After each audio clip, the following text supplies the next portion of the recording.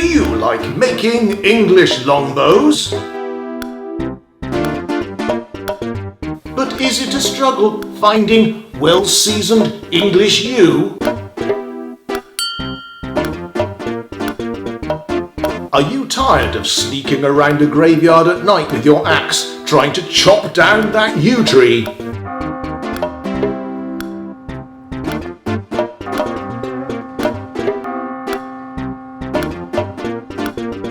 Then you need to get yourselves down to Richard Head Longbows right now by calling this number, where they've got plenty of yew available for you right now. Arrange an appointment and go and take a look, and soon you'll be making bows like the stars and the pros. By appointment only, you must call us. Here's a short video about the yew. Sorry folks, I couldn't resist having a little bit of fun there, making a silly advert in these dark times. Yes, but it's true, we've got lots of this stuff, English yew, and that rhymes, for sale. If you'd like some of it, do get in contact with us. It's sold as seen, and we're only selling it by appointment only because you need to come to the workshop to pick it up. So don't bother contacting us expecting it to post it to you, because we aren't going to do that. We did try and sell this at the beginning of the public health crisis, but obviously that got in the way and meant people couldn't come round to the workshop. So I will put that video that we made about the bits and pieces, where we go through the bits and pieces of the wood that we've got, where it's come from, how long it's been seasoning, etc. And I'll put that on the screen now. And if you're interested in coming and getting some, please make an appointment by using the telephone number in the description box below.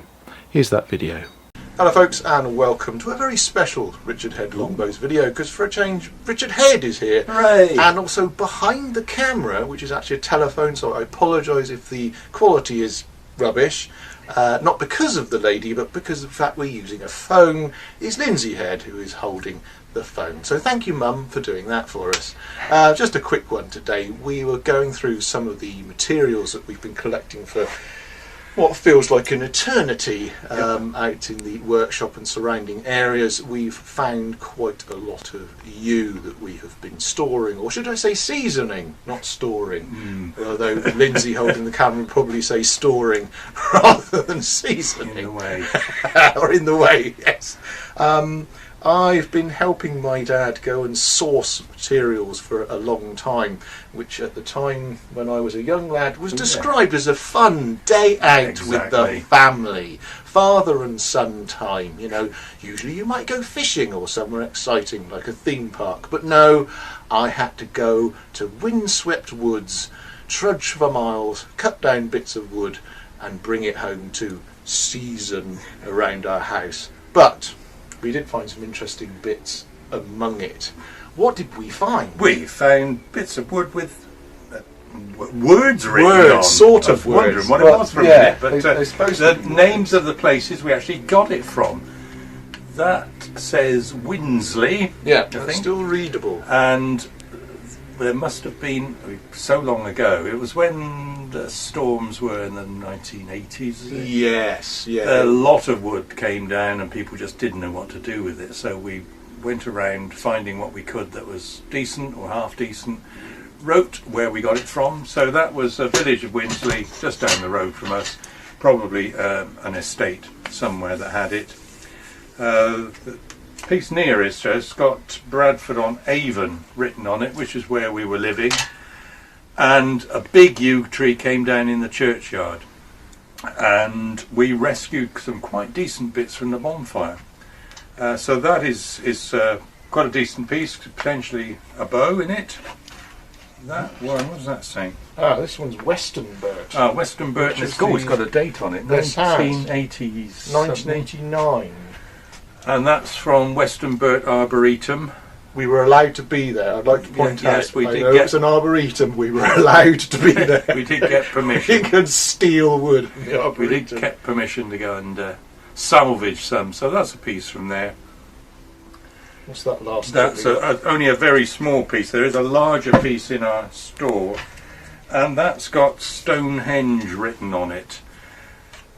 Again, during those storms, we were contacted by, I'm not sure who it was, English Heritage or whoever it was. Yeah.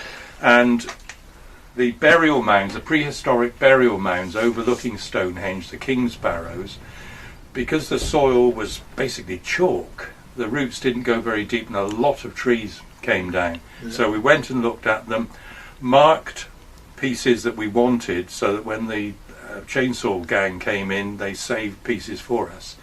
And because the soil was non-existent, the grain was very, very tight, and we made a really good medieval style bow for the master of the Worshipful Company of Bowyers at the time.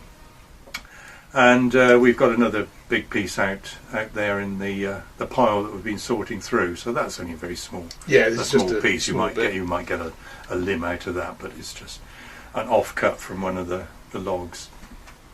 So there you go. We do actually have quite a lot of seasoned wood going back well into the mid to late 80s. Yeah.